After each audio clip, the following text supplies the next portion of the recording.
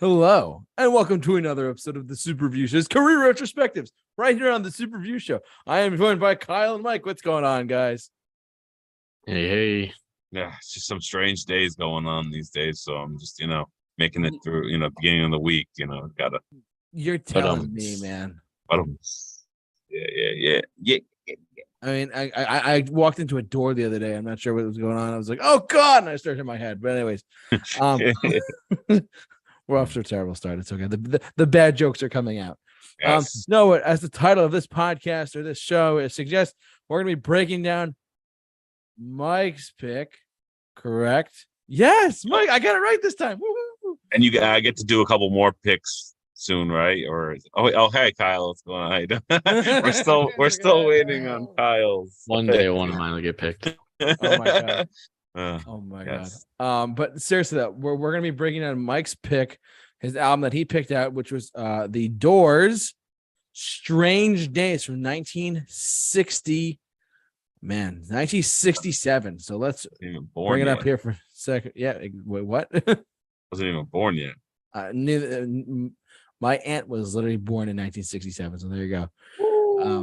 Sheesh, crazy. But Mike, since this is your pick, why don't you shed a little light, share some love for The Doors' Strange Days, if you got any. Yeah. So I tend to be a big fan of some of the psychedelic kind of like experimental, melancholy, strange, like, doing some kind of interesting effects that kind of give an album that kind of quality to it. And it's kind of a flash picture of the 60s and just that kind of feeling to it. And it just gives you a lot of visual kind of a visual picture of the sound at the time. And the Doors just kind of really embody that, and did a lot of cool things with production on this. So yeah, just I've always been a fan of this album. I'm very familiar with it. I've always been a fan of the Doors. And they're actually one of the few blues rock bands that fuse other things going on. There's a little bit of a tango feel to this. There's a little bit of a the psychedelics. There's a little bit of like jazz blues, kind of like rock. I mean, there's so many little things going on in this that it never sells out too much to one side. And I think that's, like I've always told you, I like change ups. I like blending. I like that kind of uniqueness that they bring alongside it. So yeah, I'm just excited to talk about it today, and yeah, go into more detail. Kyle, should I go next? I mean, I could go next. Okay, go ahead. The Doors is always a band I've respected, never liked, never listened to a full album by them. So this is the first time. My opinion has not changed. I don't care for psychedelic rock. I don't like that that whole sound. One thing that has always annoyed me about the Doors, I hate the keyboard tone. That is something but that's, it's not just them. It's that whole 60s era keyboard and trying to sound like an organ kind of thing. I don't like it. Huge respect for them, their impact on music in general. Same thing like Jim Morrison, absolute legend. But my opinion hasn't changed after this album. I'll get into that more specific songs in a bit, but yeah, for first time listening to a full album that wasn't like their greatest hits record, pretty much what I expected. All right, and yeah, for me, the Doors. I mean, I'm more on the side with Kyle on this one. I'm not a big fan of the psychedelic. I mean, I'll listen to it occasionally, but it's a little bit too much for me, if you will. Especially when in the late 60s and the 70s we're starting to roll around with like certain bands, like like the Doors are one of them. Like Pink Floyd's, some of their albums are like very, very, very, very trippy, especially the movie The Wall. So it's never been my forte to fully enjoy the Doors. They were a short-lived band too. I mean, Jim Morrison died in 1971. That's over 50 years ago. But but their music has still lived on. A lot of their songs are still relevant to this day for the most part. It's just the style of the Doors, though. I mean, like, it's not truly my direct taste of that era of rock and roll in particular. I mean, because the late 60s, you still had the Beatles, you had the Rolling Stones, you had the Who, you had the Kinks, you had other bands. Who?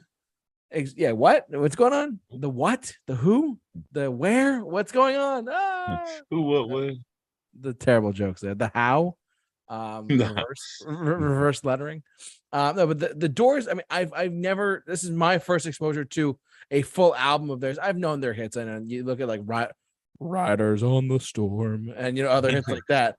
But other than that, I just really haven't really delved into their work outside of this what we're doing now. So, but yeah, the Strange Days. We'll get into our individual thoughts in a second, but that's kind of my overall outlook on the Doors' Strange Days. Let's jump over to the track listing for a second. Let's see.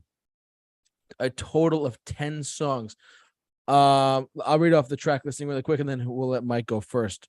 The original album included Strange Days, You're Lost, a Little Girl, Love Me 2 Times, Unhappy Girl, Horse Latitudes, Moonlight Drive. I'll get to that when I get there. People Are Strange.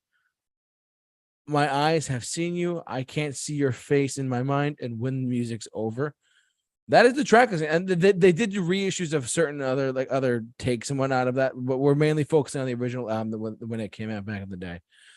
So Mike, since it's your pick, what are your standout tracks? What are your favorites? What do you got? Well, so this is just packed full of absolute bangers. I mean, it really is. It's just shut up, pal. I can see you smirking over there. Ripping them apart slowly but surely. Yes, that's right. It really has very few tracks that I do not like. There are a couple tracks that let's do it this way. Every track on this album is a 10. Except the Moonlight Drive, when the music's over, and Unhappy Girl was almost a 10. Short song, cool, trippy kind of stuff going on in that. Everything else pretty much was a 10 for me. And this is one of those kinds of albums that like I was saying before, dips into many different styles of kind of feelings, different instruments, different environments to each song that kind of create a certain kind of a little bit of a creepy nature, a little bit of a strange nature. Might even say it's Strange Days. Strange Days. Woo! But my standout, we're gonna go 11 out of 10. Strange Days is one of my favorite songs of the entire Doors discography. I mean, it's definitely within the top 3, as well as People Are Strange. Those are 2. I mean, they're just absolute classics. Everybody knows them. And they just have some cool little things going on. And I'm almost complete opposite of Kyle's. Almost like what makes this album great for me is the keyboards create this kind of like strange kind of nature to it that make it very like quirky, very kind of like just kind of peculiar. It's the only word I could think of that. Like, and I love that because it just fits with the over top of the bluesy rock stuff going on, the solos. There's so many good solos, so many good little parts on this that just all accompany itself. So Strange Days is one of my favorite bass lines. Now they didn't have a bassist, but the keyboard player was the bassist live, so he would play 2 hands. He'd be playing the bass line with one side, and he'd be playing the keyboard, the main voice of the keyboard on the other. So that was always such a cool thing. The guy was just an absolute manimal at the keyboard and just creates that kind of like real just cool combination of the bass and the main voice. So absolutely love that bass line, absolutely love the vocals on Strange Day. So and then Your Lost Little Girl, a great song, melancholy, kind of cool feeling to it. It's got all these lyrics definitely wouldn't translate well today. Very giving off some pedo vibes and stuff like that, you know. But the term "little girl" was actually said towards like a girl back in the day. It was kind of like I wouldn't say condescending, but it was definitely the idea that women were kind of like, you know, just lost or kind of, you know, whatever, like confused. And you kind of get that feeling here. And but it's just such a cool, quiet kind of song that just has some real just mysterious vibe to it. So I mean, absolutely. One of the ones I stumbled upon when listening to this album that I wouldn't have heard from a best of, you know, greatest hits that I absolutely just love. And then Love Me Two Times. I mean, that's just such a great song. Got that bluesy piano. It almost has like a you know, just the blues rock and just the tone to it. Vocals really get that special quality. I mean, Jim Morrison is, like Kyle said, is an absolute freaking just legend. And everything he brings to this is gives it that grit, gives it that that kind of roughness that you need for kind of a quiet, melancholy, psychedelic album. He kind of rips you back into reality with his vocals. So Unhappy Girl, you know what's kind of interesting about that song is it's got a crying sound effect to it, almost done with like a slide guitar.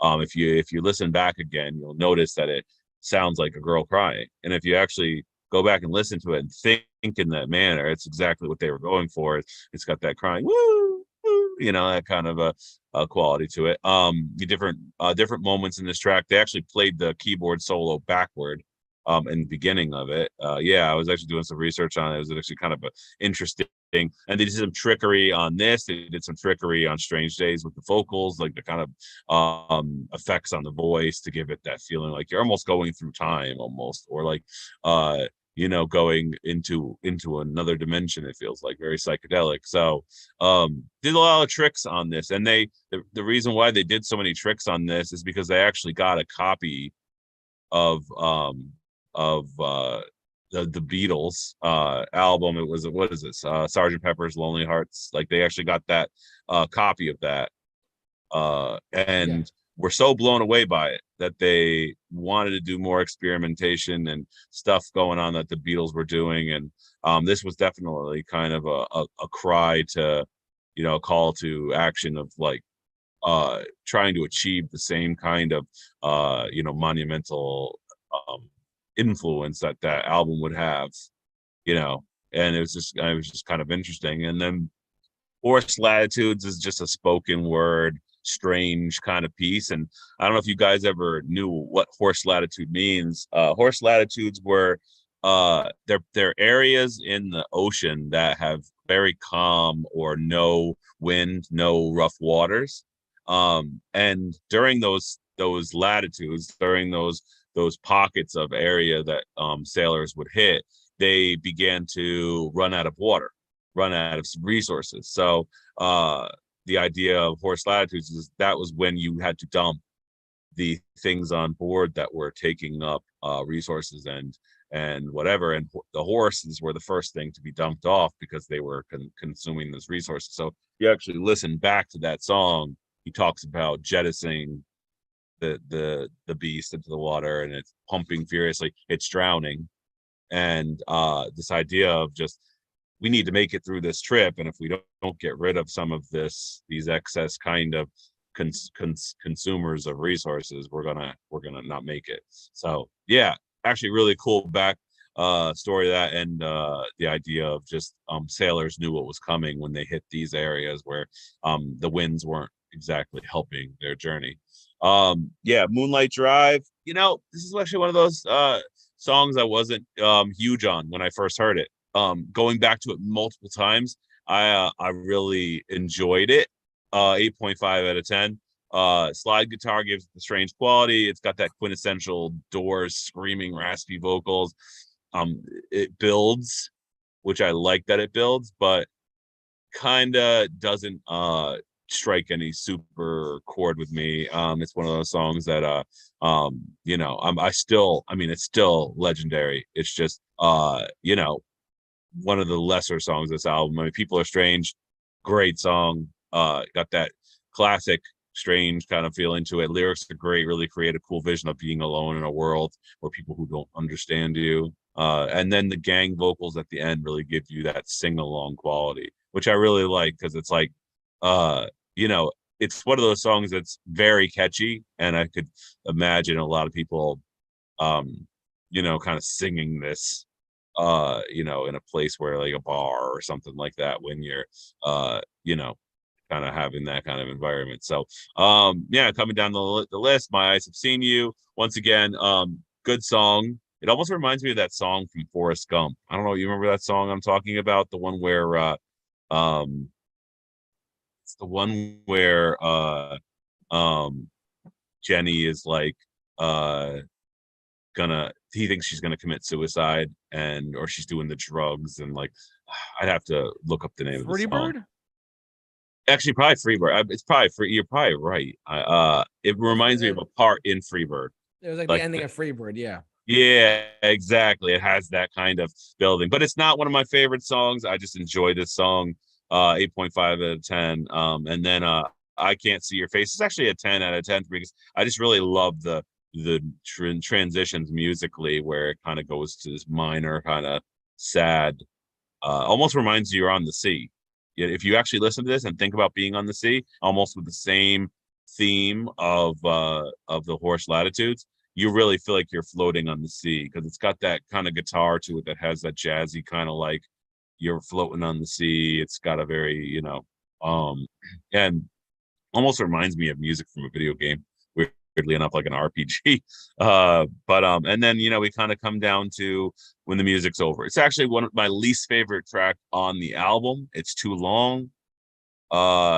It's one of those atmospheric songs that a band would play to a group of drugged out freaking concert goers, and it's just, there's better long songs that the Doors have done in their discography that have much more going on in them. Not a bad song, just 8 out of 10 for me on that one. So yeah, like, once again, this is just an absolute classic for me. Most if not all of them are 10s, except a couple of select tracks, and it's got a cool theme to it, you know, different little vibes going on. So yeah, that's my take. Cool. Kyle, you want to go next? Sure. All right.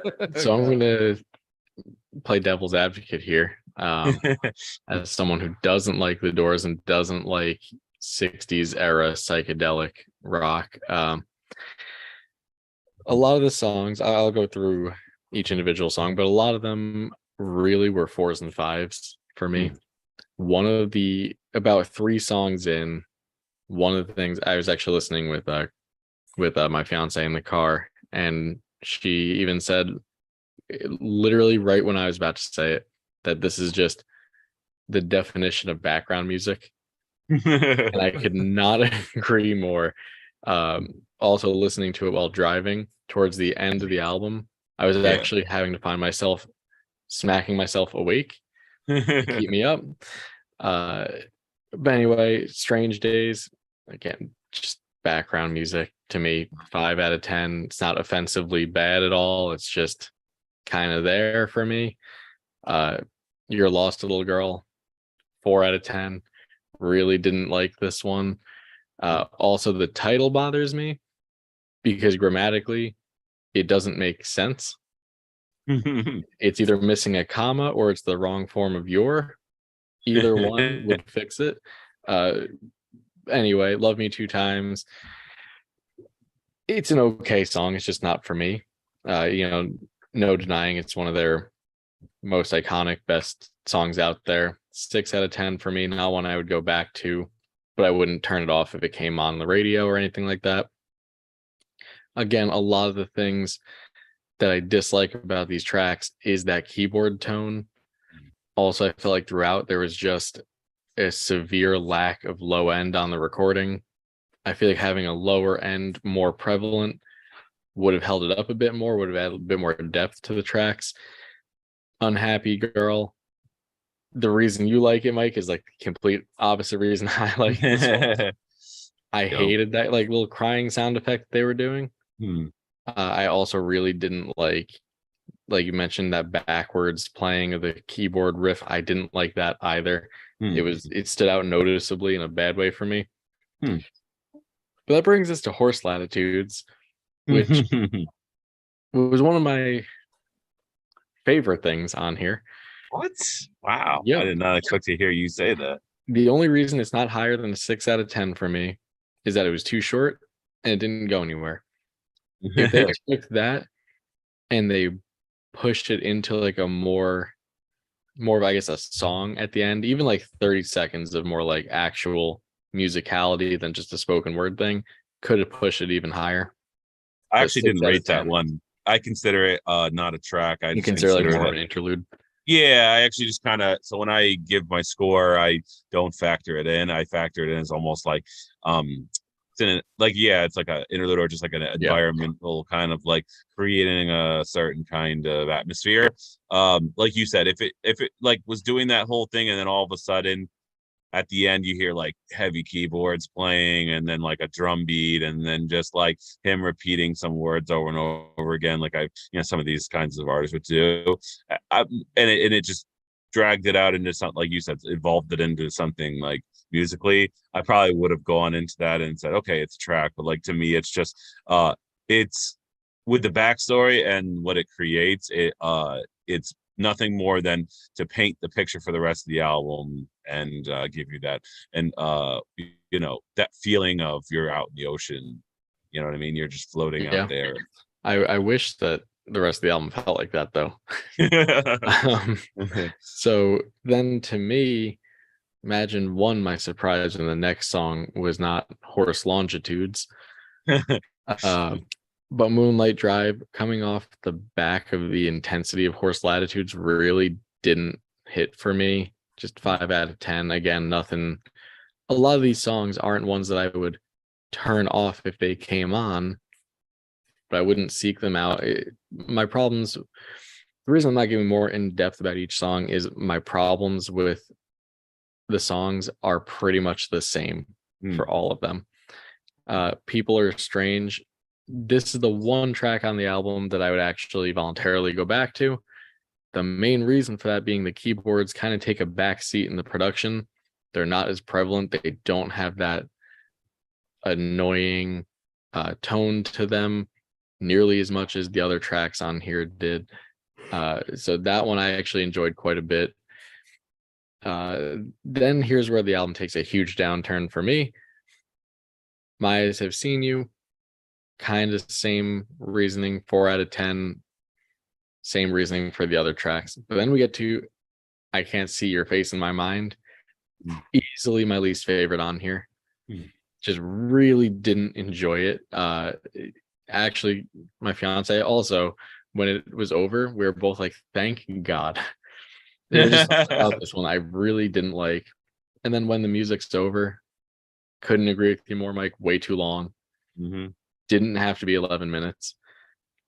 This is one I was really like smacking myself to try to keep myself awake while driving to this one. It was like 9 o'clock at night with this on in the car, and it was not doing it for me. This was a 3 out of 10. It has some cool aspects to it that I think that it could have been a better track if they refined it more. So I mean, overall, if you like the Doors and you like 60s psychedelic rock, you're probably gonna enjoy this album a hell of a lot more than I did. But it's just the sound's really not for me. That keyboard's really the biggest downfall. Also, production wise, just not. I feel like it didn't hold up. Again, if there was more, low end in there, if they brought that up a little bit more in the recordings, I feel like it would have more depth to it, keep it a little more interesting. But yeah, for me, I mean, standout track would be People Are Strange, Love Me Two Times, and Horse Latitudes would be my other runner-ups on here. But the disappointing thing for me on this album isn't a result of this album, but it's the fact that I only really like about 5, maybe 6 Doors songs before this.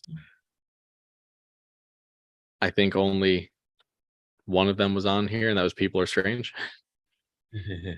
And Love Me Two Times, I already said, it's just not for me, but it was the only other one on here that I knew beforehand. But yeah, I mean, it if you like this kind of music, you'll probably enjoy it. I guess it all comes down to me. Yeah. So I'm actually somewhat in the middle of both of you right now. But I'll go through track by track and explain what I mean. So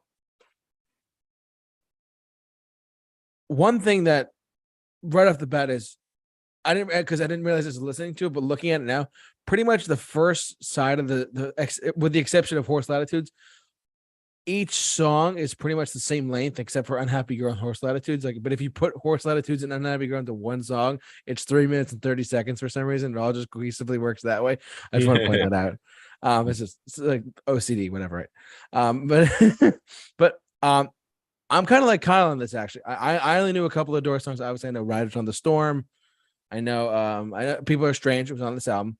And Light My Fire, of course, is another one. But going into this, I kind of knew what I was getting into. And my standout tracks might be a little bit different than both of you, but let's see where we go. So my standout tracks are Strange Days, because it's not People Are Strange, but it kind of fits like for me, like it fits where I was going. All right.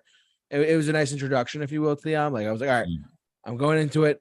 First song. Okay, here we go. Well, it was also the title track, so we know it was JT's favorite. There we go. JT, you little. So I for those of you who don't know, I'm a title track sucker. Yes. I love me a good title track. You give me American Idiot, and if only Dookie had a title track, that would have been incredible. Just saying. Yeah. But Strange Days, great title track. I will add it to my title track playlist. Besides the point, that playlist is too long for any human to listen to, because it's like 90 days worth of music. No, we'll save that for another time. But Strange Days title track. I liked it a lot. I wouldn't say I loved it, but I did like it quite a bit. You lost your Kyle hit this on the head. The grammar is what's killing me here. Your lost little girl. It's grammatically incorrect, which just throws me off a little bit. I'm like, oh, all right.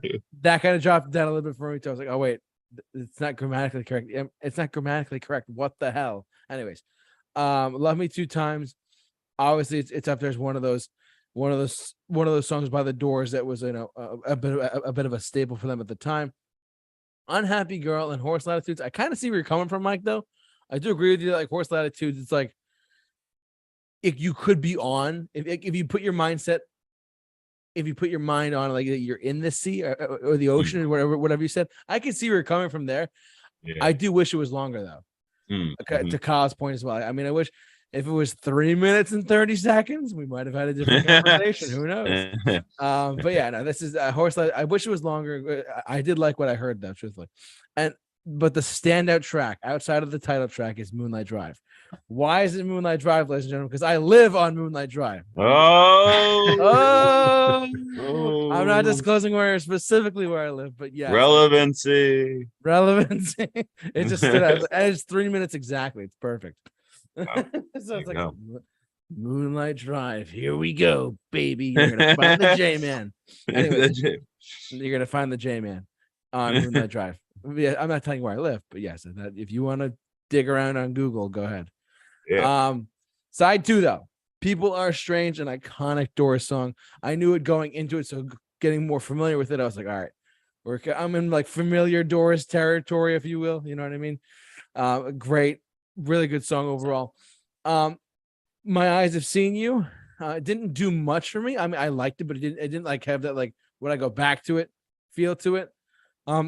I can't see your face in my mind. I almost misread that as to a different grammatical error. Sorry about that. But I can't see your face in my mind. Getting somewhat better, pretty much the same as My Eyes Have Seen You. And When the Music's Over. Look, I'm not against long songs. I really am not.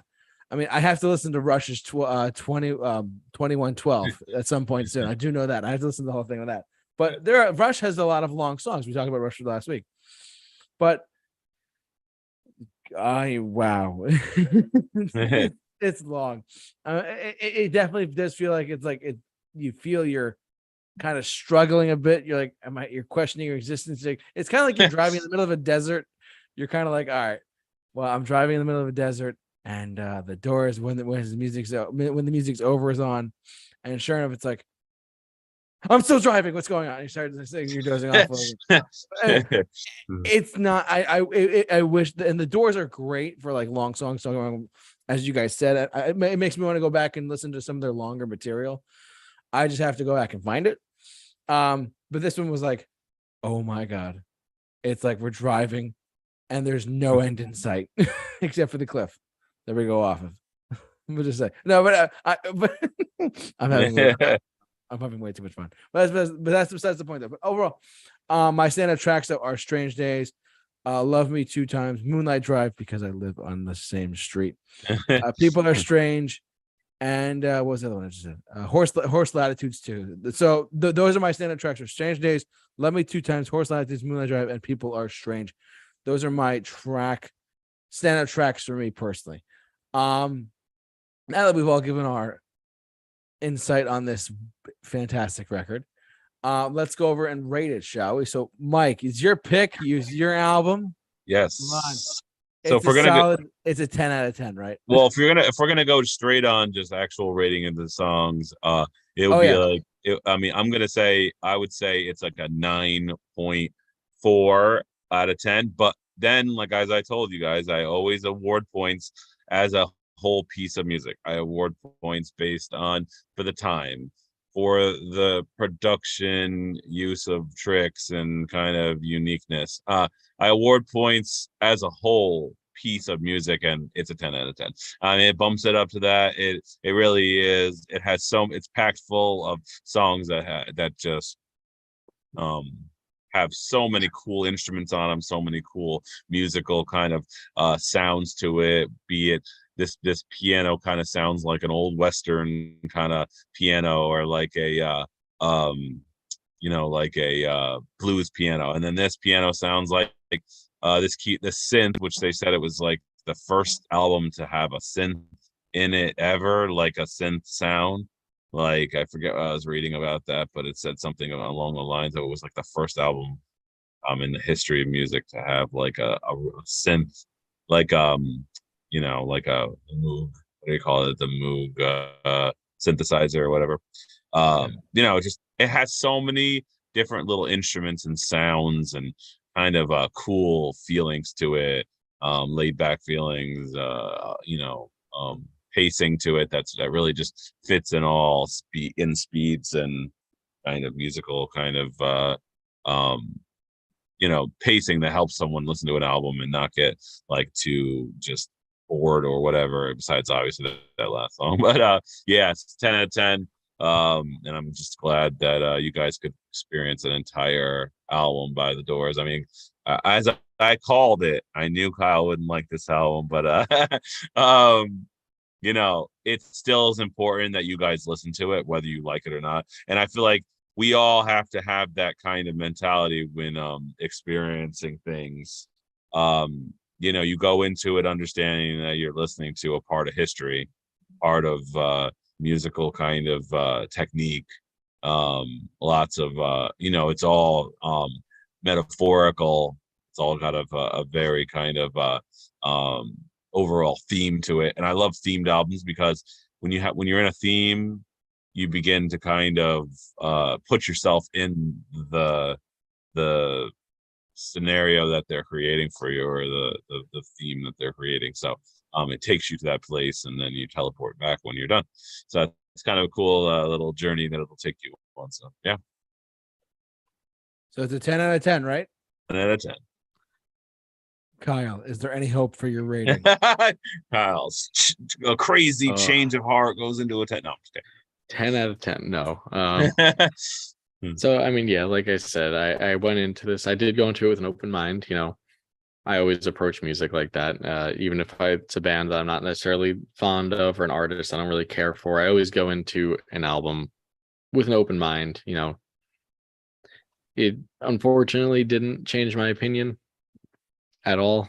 So I go 4.5 out of 10. It's, again, if you like psychedelic rock, like that 60s sound. It's one of the few genres or subgenres of rock I haven't been able to get into. But if that's your thing, you'll probably like it. Like, I'm not surprised that Mike likes this. He tends to like that more experimental and creative, well, not that other music isn't creative, but that more out there kind of sound. So I'm not surprised that Mike likes this one a lot. To me, my favorite thing about it is the album art and just the artwork associated with it. It works very well. It's a cool thing. I like it a lot. I mean, that's about it for me. 4.5 out of 10. I wish I liked it more. I was hoping I was going to like it a little more than I did, but I can't say I'm surprised. I hear you. Oh, by the way, there was the blast beat in the last song. If I don't know if you guys paying attention, around 7 minutes. Yes, that caught me, and I was hoping it was going to continue that way, and then it didn't. Yeah, dude. I was like, whoa, this dude's pulling out. Which, blast beats are actually used in jazz before they were in metal. A lot of people don't know that. So when I heard that, I was like, oh, whoa, what's going on here, man? This dude's going for to stick the triple Lutz, like he's trying to go. I perked up when I heard that, and then it lost me again shortly after. Yeah, I thought it was kind of cool. So Who that man? That actually is that section there is actually what took it. Originally, I had it sitting at a 2. That section there is what elevated it to at least a 3 for me. Yeah, something interesting to latch onto. Yep. Like, do something. Anyways, it comes down to me at the end of this podcast, this stream, if you will.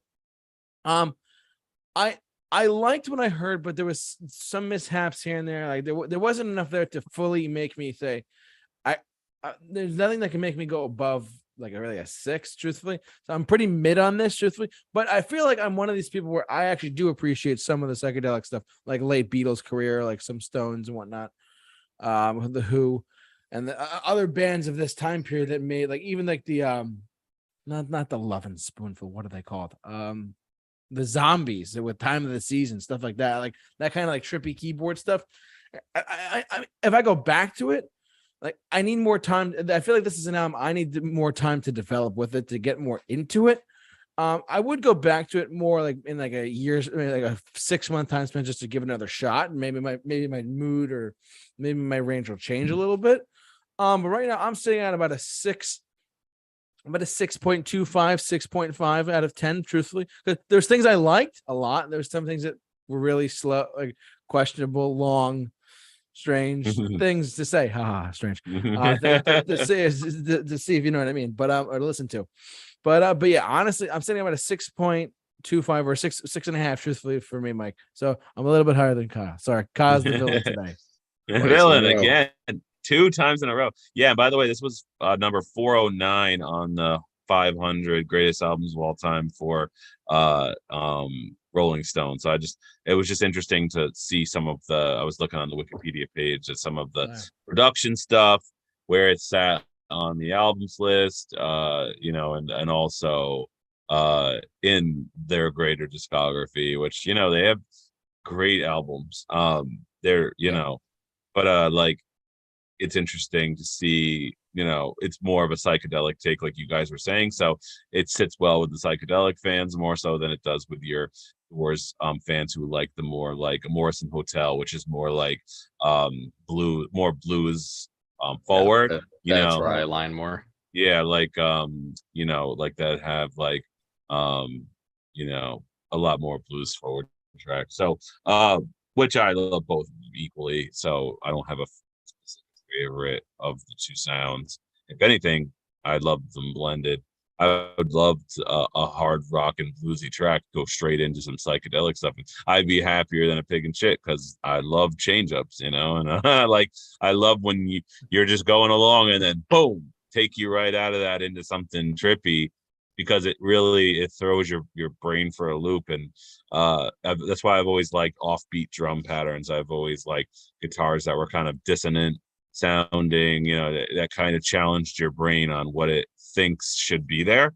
A lot of the times we anticipate something because that's what we do as people. We're like, hey, this should be coming next, because this is what always comes next. And when it doesn't come next, you're like, felt wrong, but it felt right at the same time, because like not denying yourself what is expected kind of like intrigues you to pay attention harder, because it threw you for a loop. So I'm always a big fan of that. Kyle nailed it on the head. So yeah, definitely good that we were listeners. And I mean, I think we're going to be spinning this wheel. And I mean, this is a real mystery whose pick is going to be picked here. I mean, it's like Are we doing the wheel today? Mine. Well, I thought we were just going to pick it so we could announce it. You know what I mean? Just so we know whose pick is next. But obviously, it won't be the next video. Kyle can share his screen. Okay, now. hold on. He has screen Well, I have sharing. to pull it up. I didn't expect we were spinning it. Let me pull it up. Oh yeah. I figured we'd just announce it so that we know who's the next person.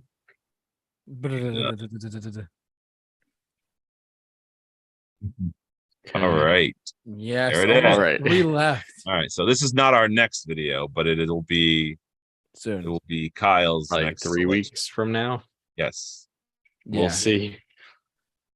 Who's it gonna be? Who's it gonna be? For comedy's sake, I have one choice I want. Oh, my no. All right, nice. Oh my Not the one god. I was going for, but I'll take it. Oh, I think there was an accident. You want to re-spin? Nope. All You right. want to We're refresh? done. Like, That's the one. Okay. All right. I'm super excited. So it's what was it? It's Luke Bryan's what? Born here, live here, die here. On here, live His here, latest album. nice. Okay. Cool. So we're All doing- right. There it is. Hey, like I said, I'll go into everything with an open mind to fully experience it. So And I'm one who actually enjoys country music for what it is. I haven't like listened to a lot of it to judge it, but yeah. So in 3 weeks' time, we'll do Luke Bryan's. What is it called again? I'm sorry. Born here, live here, die here. Thank you. Yeah. Sorry. Woo! All right. And JT has the title track. Oh, God. So we'll just put you Title track. down for that's your favorite song. This is the 10 out of 10 track. No, I'm kidding. Yeah. So Then our next next- week is the U2 was it Songs of Surrender, I believe it's called. Yes, that's correct. I The surrender. reimagined record. I Can know. Can I surrender now? Can I, as a fan of them, I'm like, oh my god. Oof, I've already surrendered, and I only got like 6 tracks in. Oh, man. Oh my god. It might take a turn. Who knows? We would end the stream before something. Hey, who happens. knows? The other 34 songs might be great. That's We'll have to right. see. But yeah, well, listen. So not next week, not the week after, not the week after that, but the week after that, in 3 or 4 weeks, we'll be doing Luke Bryan's Kyle's pick for the. So we spun the wheel, and that's gonna be our next album of choice. So yeah, but we want to thank you all for watching and listening. However you enjoyed us tonight. I want to thank Kyle and Mike as always for doing this show with me. They are the best people to do this with. Yes, shake it up, man, shake it up. Shake it off. Sorry, anyways. I digress. But yeah, they shake it off all the time when no one's looking. But yeah. But thanks so much for watching, listening, however you enjoyed us tonight. And so for all of us here at the Super Review Show, stay safe, take care, and rock on.